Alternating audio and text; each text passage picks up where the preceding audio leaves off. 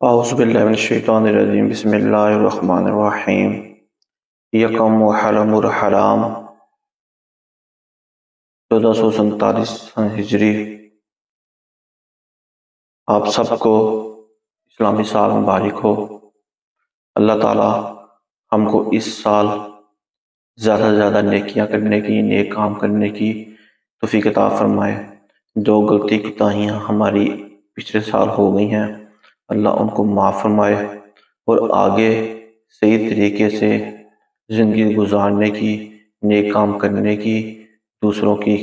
لیے آسانیاں کرنے کی اور ہم کو اپنی اصلاح کرنے کی توفیق عطا فرمائے، اور اپنے پیارے حبیب اور اہل بیت اطہار، اصحابہ کرام، تابعین، تبع تابعین، بزرگان دین، بزرگان اولیاء کرام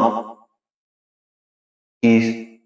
تعلیمات پر عمل کرنے کی توفیق عطا فرمائے، اور ہم کو دنیا میں بھی کامیابی ہو، ان کا ساتھ عطا فرمائے، اور مرنے کے بعد بھی ہم کو ان کا ساتھ عطا فرمائے۔ آج کا جو پروگرام ہے وہ فضائل اہل بیت رضوان اللہ رضی اللہ عنہم کے اوپر کچھ بیان فرمائیں گے قرآن و احادیث کی روشنی میں۔ آپ نے پہلے بھی کافی فضائل سنے ہوں گے۔ ہمارا مقصد کوئی نئی چیز لانا نہیں ہے، اسی جو قرآن پاک میں اور احادیث میں آپ کے فضائل موجود ہیں ان کو بیان کرنا ہے، وہ اس کار خیر میں، اس نیک کام میں اپنا حصہ ڈالنا ہے، ثواب کی نیت سے اور اللہ کی رضا حاصل کرنے کی نیت سے۔ تو آپ بھی اس ویڈیو کو، اس پیغام کو، اس فضائل و برکات کو ثواب کی نیت سے، اللہ تعالیٰ کی رضا کی نیت سے سنیں اور دوسروں کے ساتھ اس کو شیئر کریں۔ الحمدللہ رب العالمین والصلاة والسلام علی نبینا سید المرسلین وعلی آلہ الطیبین الطاہرین، اما بعد فقد قال اللہ تعالی فی القرآن المبین۔ اعوذ باللہ من الشیطان الرجیم بسم اللہ الرحمن الرحیم۔ انما یرید اللہ لیذہب عنکم الرجس اہل البیت ویطہرکم تطہیرا۔ صدق اللہ مولانا العظیم وصدق رسولہ النبی الکریم ونحن علی ذلک لمن الشاہدین والشاکرین والحمدللہ رب العالمین۔ ایک مرتبہ سب مل کر حضور پر صلی اللہ علیہ وسلم، مدینہ کے تاجدار، دونوں عالم و مختار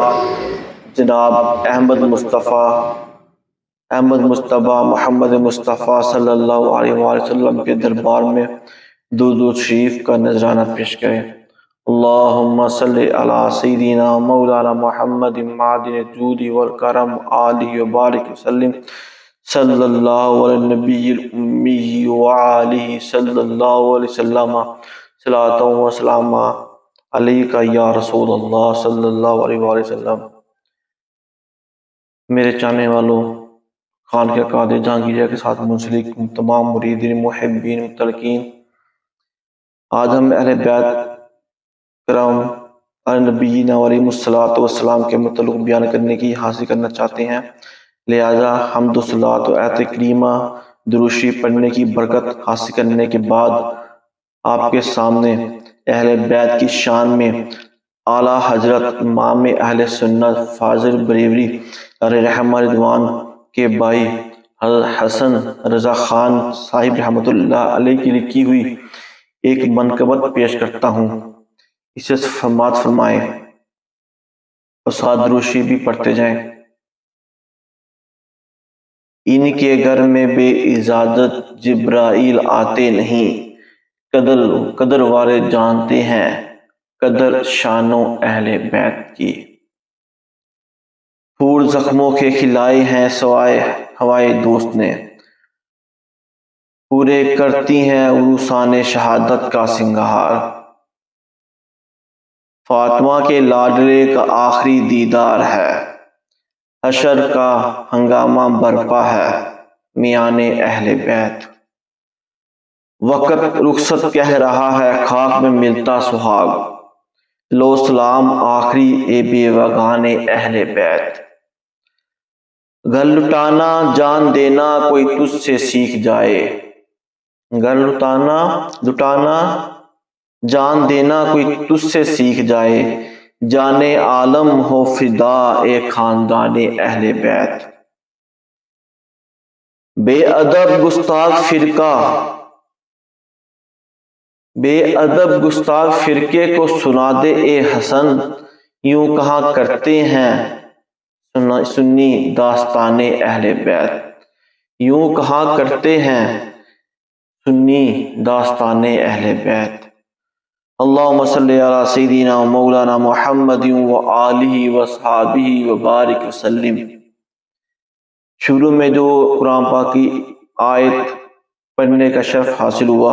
یعنی انما یرید اللہ لیذھب عنکم الرجس اہل البیت ویطہرکم تطہیرا، اس کا ترجمہ یہ ہے کہ اے اہل بیت، یعنی اے نبی کے گھر والو، اللہ تعالیٰ تو یہی چاہتا ہے کہ تم سے ہر ناپاکی دور فرما دے اور تمہیں پاک کر کے خوب ستھرا کر دے۔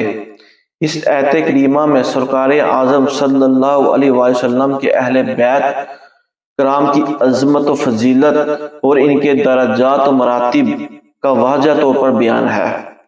حضرت امام ابو ظافر رضی اللہ عنہ اس آیت کریمہ کی تفسیر فرماتے ہیں کہ اے آل محمد صلی اللہ علیہ وآلہ وسلم، اللہ تعالیٰ چاہتا ہے کہ تم سے بری باتوں اور فحش چیزوں کو دور رکھے اور تمہیں گناہوں کے میل کچیل سے صاف رکھے۔ اور حضرت سید بن قتادہ رضی اللہ عنہ جس سے روایت ہے، انہوں نے فرمایا اس آیت کریمہ سے اہل بیت مراد ہیں جنہیں اللہ تعالیٰ نے ہر برائی سے پاک رکھا اور اپنی مخصوص رحمت سے نوازا۔ حضرت علامہ ابن عطیہ فرماتے ہیں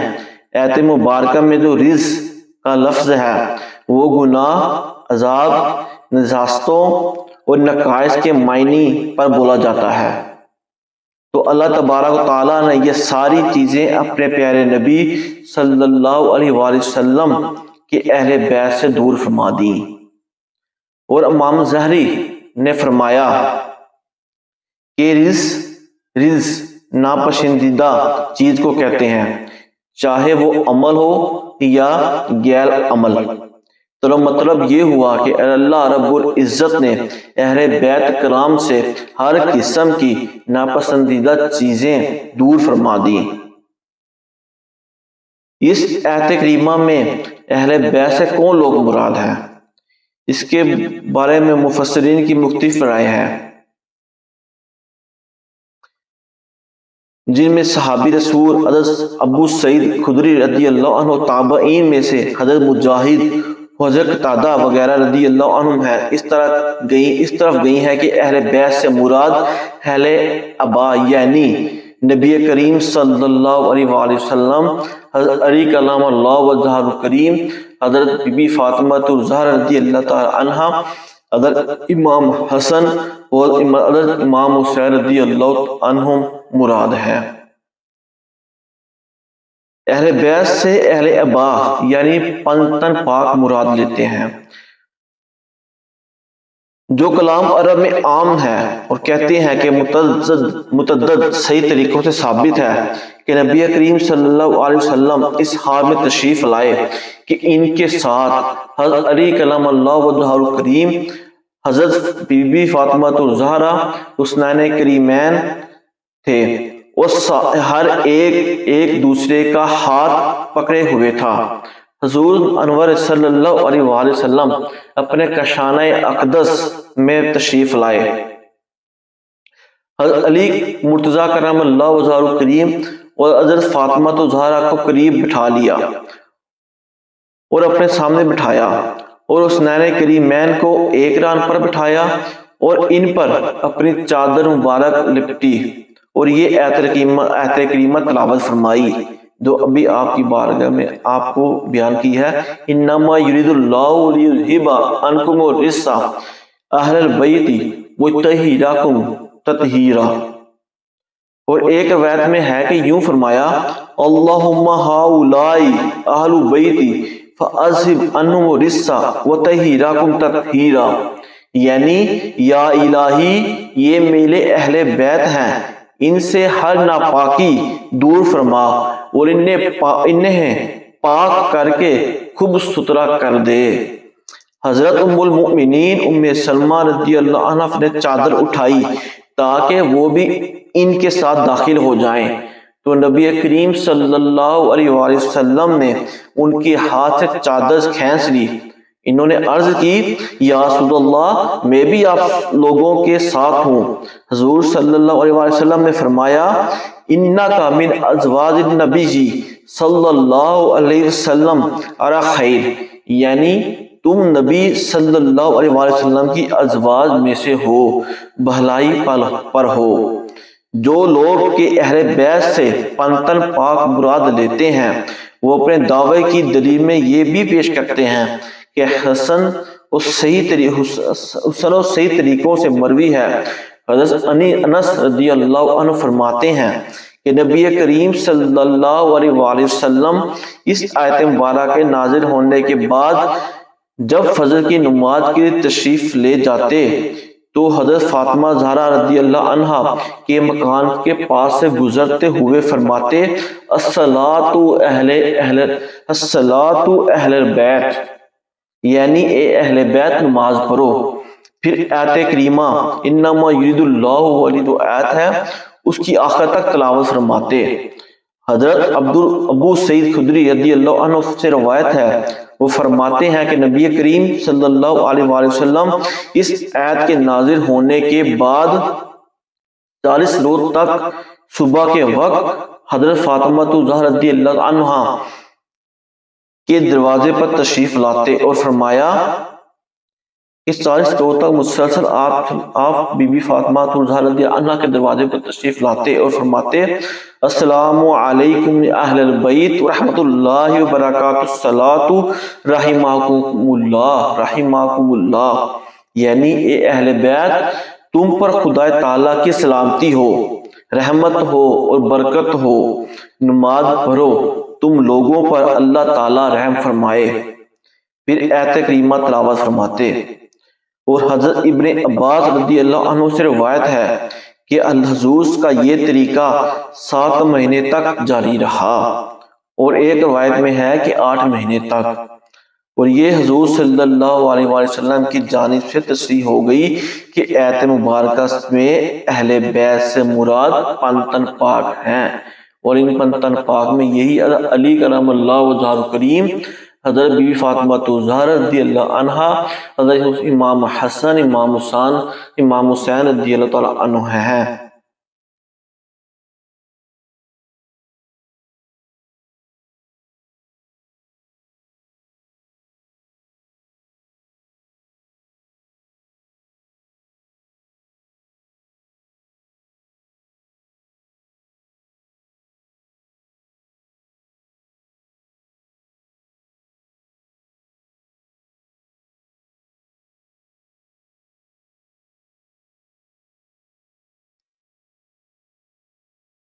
پارہ نمبر 3 رکوع 14 کی آیت ہے، یہ بھی اہل بیت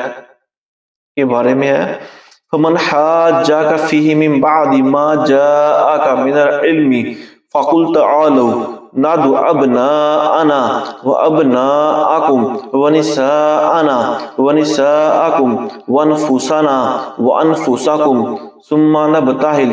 فنجعل لعنۃ اللہ علی الکاذبین، یعنی اے محبوب پھر جو لوگ تم سے حضرت عیسیٰ علیہ السلام کے بارے میں جھگڑا کریں بعد اس کے کہ تمہارے پاس اس کا علم آ چکا ہے، تو ان سے فرما دو کہ آؤ ہم بلائیں اپنے بیٹوں کو اور تمہارے بیٹوں کو، اور اپنی عورتوں کو اور تمہاری عورتوں کو، اور اپنی جانوں کو اور تمہاری جانوں کو، پھر ہم مباہلہ کریں، یعنی گر گرا کر دعا مانگے تو جھوٹوں پر اللہ کی لعنت ڈالیں۔ اس آیت مبارکہ کا شان نزول یہ ہے کہ نجران کے عیسائیوں کا ایک وفد نبی کریم صلی اللہ علیہ وآلہ وسلم سے مناظرہ کرنے کے لیے مدینہ طیبہ میں آیا، اور حضور صلی اللہ علیہ وسلم سے کہا کہ آپ گمان کرتے ہیں کہ عیسیٰ علیہ السلام اللہ کے بندے ہیں؟ آپ نے فرمایا ہاں بے شک وہ اللہ کے بندے، اس کے رسول، اس کے کلمہ ہیں۔ جو کنواری مریم کی طرف سے القاء کیے گئے۔ یہ سن کر عیسائی بہت غصے میں ہوا اور کہنے لگا، اے محمد صلی اللہ علیہ وسلم، کیا آپ نے کبھی بے باپ کا انسان دیکھا ہے؟ اس سے ان کا مطلب یہ تھا کہ حضرت عیسیٰ اللہ کے بیٹے ہیں، معاذ اللہ۔ حضور نبی کریم صلی اللہ علیہ وسلم نے فرمایا، حضرت عیسیٰ تو صرف بغیر باپ کے پیدا کیے گئے، لیکن حضرت آدم علیہ السلام تو ماں اور باپ دونوں کے بغیر پیدا کیے گئے۔ تو جب انہیں اللہ رب العزت کا بندہ مانتے ہو تو حضرت عیسیٰ علیہ السلام کو اللہ کا بندہ ماننے میں کیا تعجب ہے؟ سرکار اقدس صلی اللہ علیہ وسلم نے واضح دلیل کے ساتھ حق کو بیان فرمایا، مگر عیسائی برابر جگڑتے رہے اور اپنی باعذرانہ روش سے باز نہ آئے اور اپنی عادتوں سے باز نہ آئے، اور اللہ رب العزت نے یہ آیت کریمہ نازل فرمائی اور نبی کریم صلی اللہ علیہ وسلم کو حکم فرمایا کہ عیسائیوں کو مباہلہ کی دعوت دو۔ جب نبی کریم صلی اللہ علیہ وسلم نے اللہ رب العزت کے فرمان کے مطابق نجران کے عیسائیوں کو مباہلہ کی دعوت دی اور آیت کریمہ پڑھ کر سنائی، تو عیسائی کہنے لگے، ہم غور اور مشورہ کر لیں، پھر کل آپ کو جواب دیں گے۔ جب وہ لوگ جمع ہوئے تو انہوں نے اپنے سے بڑے پادری وہ صاحب سروس شخص تھے ان کو جمع کیا۔ دو عیسائیوں کا سب سے بڑا پادری تھا، ان کو لے کے آئے ساتھ اس معاملے میں کہ آپ کی کیا رائے ہے۔ اس نے کہا، اے جماعت نصارہ، تم پہچان چکے ہو کہ محمد صلی اللہ علیہ وسلم نبی مرسل ضرور ہیں۔ اگر تم نے ان سے مباہلہ کیا تو تم سب ہلاک ہو جاؤ گے۔ اب اگر عیسائیت پر قائم رہنا چاہتے ہو تو انہیں چھوڑ دو اور اپنے گھر واپس چلے جاؤ۔ یہ مشورہ کرنے کے بعد عیسائی حضور صلی اللہ علیہ وسلم کی خدمت میں حاضر ہوئے اور انہوں نے دیکھا کہ حضور صلی اللہ علیہ وسلم کی گود میں حسنین کریمین حضرت امام حسن رضی اللہ عنہ اور دست مبارک میں ایک ہاتھ میں حضرت امام حسین، دوسرے میں امام حسن رضی اللہ تعالیٰ عنہ اور حضرت علی اور حضرت فاطمہ الزہرا رضی اللہ عنہا آپ کے پیچھے ہیں۔ وہ حضور صلی اللہ علیہ وسلم ان لوگوں سے فرما رہے ہیں کہ جب میں دعا کروں تو تم سب آمین کہنا۔ نجران کے سب سے بڑے پادری نے، جس کا نام عبد المسیح تھا، نے جب ان ہزار کو دیکھا تو کہنے لگا، اے جماعت نصارہ، انی لأری وجوہا لو سندول اللہ ان یزید جبلا من مکانہ لازالہ، یعنی بے شک میں ایسے چہرے دیکھ رہا ہوں کہ اگر یہ لوگ اللہ تعالیٰ کو پہاڑ کو ہٹانے کی دعا کریں تو اللہ تعالیٰ پہاڑ کو اس کی جگہ سے ہٹا دے گا۔ کہ ان کی دعاؤں میں اتنی برکت ہے، اگر یہ چاہیں تو سب اللہ ان کی بات ٹالے گا نہیں۔ پھر پادری نے کہا، اگر ان سے مباہلہ کرو گے تو ہلاک ہو جاؤ گے اور قیامت تک روئے زمین پر کوئی عیسائی باقی نہیں رہے گا۔ عیسائیوں نے پادری کی بات مان لی اور منظور کیا، مگر مباہلہ کے لیے ہرگز تیار نہیں ہوئے۔ رسول کائنات صلی اللہ علیہ وسلم نے فرمایا، قسم ہے اس ذات کی کہ جس کے قبضہ قدرت میں میری جان ہے، کہ نجران والوں پر عذاب بالکل قریب آ چکا تھا۔ اگر وہ ہم سے مباہلہ کرتے تو بندروں اور سوروں کی صورت میں مسخ کر دیے جاتے اور عذاب الہی کی آگ سے جنگل جل جاتے۔ نجران وہاں کے رہنے والے چرند پرند تک نیست و نابود ہو جاتے اور 1 سال کی مدت میں تمام روئے زمین کے عیسائی ہلاک و برباد ہو جاتے۔ آپ غور کریں، فرمان خداوندی کے مطابق عیسائیوں سے طے یہ ہوا تھا کہ اپنے بیٹوں کو لے کر نکلو اور ہم اپنے بیٹوں کو، اور تم اپنی عورتوں کو میدان میں لے کر آؤ اور ہم اپنی عورتوں کو، تم خود بھی آؤ اور ہم بھی آئیں۔ اس موقع پر سرکار اقدس صلی اللہ علیہ وسلم نے پوری دنیا اسلام میں سے جن پاک و برگزیدہ ہستیوں کا انتخاب فرمایا وہ کوئی اور نہیں، ہمارے پنتن پاک حضرت علی کرم اللہ وجہہ کریم، حضرت بی فاطمہ الزہرا، امام حسن، امام حسین رضی اللہ عنہم ہیں۔ ترمذی شریف کی حدیث میں حضرت اسامہ بن زید رضی اللہ عنہ سے روایت ہے کہ نبی کریم صلی اللہ علیہ وآلہ وسلم نے امام حسن، امام حسین کے بارے میں ارشاد فرمایا، یہ دونوں میرے بیٹے ہیں۔ یہی وجہ ہے کہ جب مباہلہ کے لیے اپنے بیٹوں کو لے کر میدان میں نکلنا ہوا تو آپ صلی اللہ علیہ وسلم نے حسنین کریمین کو لے کر آئے، اور اسی سبب سے حضرت امام حسن اور امام حسین آج تک ابن رسول اللہ کہے جاتے ہیں اور قیامت تک ایسے ہی کہے جائیں گے۔ مسلم شریف کی حدیث میں ہے، حضرت سعد بن ابی وقاص رضی اللہ عنہ جو عشرہ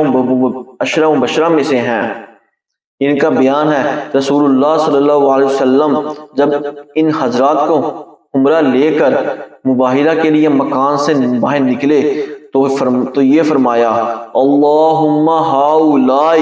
اہل بیتی، یعنی اے اللہ یہ لوگ میرے اہل بیت ہیں۔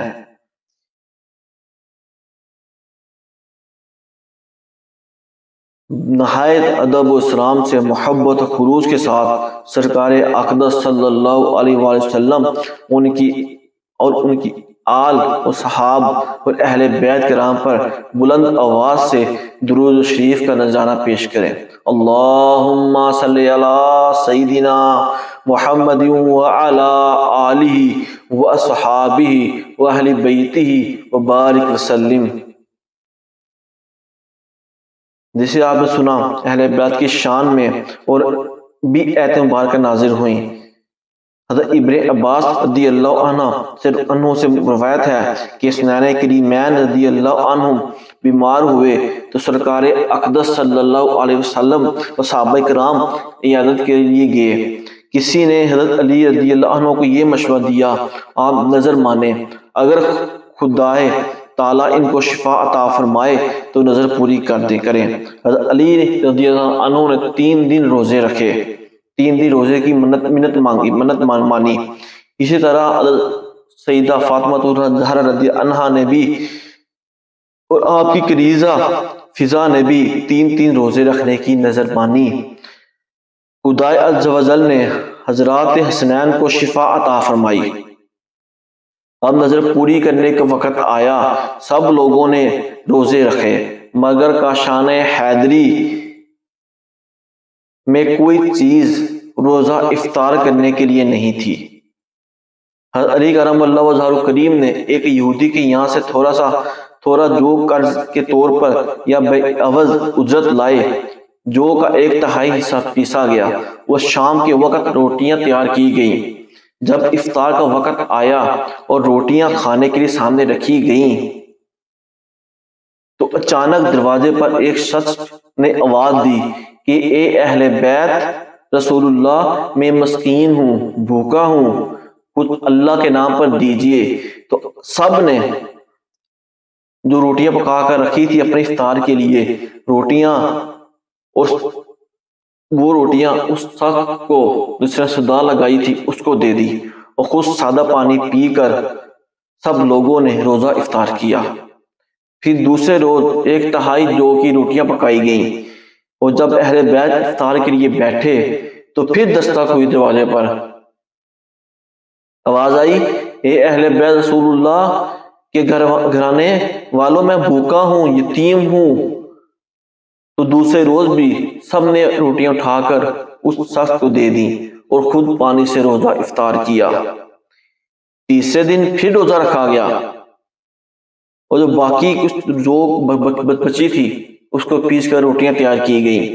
اور جب افطار کے وقت سب لوگ کھانے کے لیے بیٹھے تو پھر ایک سائل نے آواز دی، اے اہل بیت کرام، میں اسیر ہوں، بھوکا ہوں۔ تو تیسرے دن بھی جب کچھ روٹیاں اسے دے دی گئیں اور خود سادہ پانی سے روزہ افطار کیا گیا تو اہل بیت رسول اللہ کی شان میں یہ آیت مبارکہ نازل ہوئی۔ وَيُطْعِمُونَ الطَّعَامَ عَلَى حُبِّهِ مِسْكِينًا وَيَتِيمًا وَأَسِيرًا إِنَّمَا نُطْعِمُكُمْ لِوَجْهِ اللَّهِ لَا نُرِيدُ مِنْكُمْ جَزَاءً وَلَا شُكُورًا، یعنی اور وہ لوگ کھانا کھلاتے ہیں اس اللہ کی محبت پر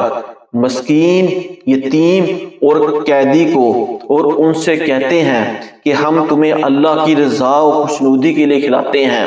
نہ ہم تم سے کوئی بدلہ چاہتے ہیں نہ شکریہ۔ اللہ، یہ ہے سخاوت اہل بیت رسول اللہ کی، جس کی مثال دنیا میں نہیں ملتی، کہ 3 دن مسلسل صرف پانی پی کر روزہ افطار کیا، مگر سائلوں کو اپنے دروازے سے محروم نہیں جانے دیا۔ اس پر یہ بات بھی واضح کر دیتے ہیں کہ اس بلائی کا وہ ان سے کوئی بدلہ نہیں طلب کیا کریں گے، کہ ان سے کوئی بدلہ بھی نہیں لیا، شکریہ تک نہیں لیا، کیونکہ انہوں نے یہ کام صرف اور صرف اللہ کی رضا کے لیے کیا تھا۔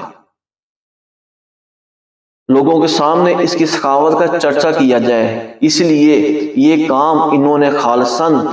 اللہ کی رضا کے لیے، رب کریم کی رضا کے لیے اور خوشنودی حاصل کرنے کے لیے کیا گیا۔ یہ